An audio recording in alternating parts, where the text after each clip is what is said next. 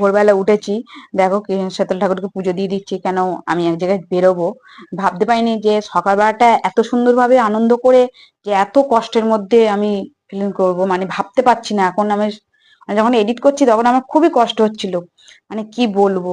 মানে সঙ্গে সঙ্গে তো আমি ভিডিওটা করতে পারিনি, একদিন পর দিয়েছি। তা আমার খুবই কষ্ট হচ্ছে, এটা করবো ভাবতে পারছি না। তা আমি ঠাকুরকে পুজো টুজো দিয়ে তা আমি বেরোবো। অনেকটাই ভোরবেলা উঠেছি, চান টান করে ঠাকুরকে দিয়ে দিলাম।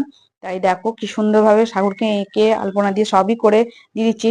ধূপদানি পাইনি বলে আলু দিয়ে গেঁথে দিয়েছি।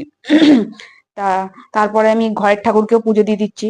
দেখো অনেকটাই সকাল, বুঝতেই পারছো, ঘরে লাইট ফাইট জ্বলছে, দিনও হয়নি সেরকম ভাবে।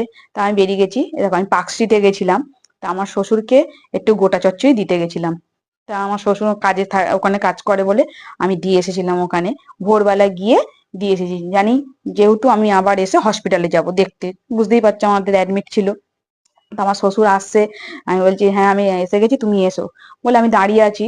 দুটো খাবার নিয়ে গেছি, টিফিন কাইটে গোটা চচ্চড়ি, সবাই ভালোবাসে ঘরের জিনিস খেতে। তার শ্বশুর তো খুব হাসতে হাসতে আসছে, আস্তে আস্তেও চা খাচ্ছে, মানে এত বয়স্ক মানুষরা চা পিও, মানে কি বলবো। সব আমি আমার ব্যাগ থেকে নিয়ে অন্য ব্যাগে দিয়ে দিলাম, বাবা ব্যাগে দিয়ে আবার চলে আসছি।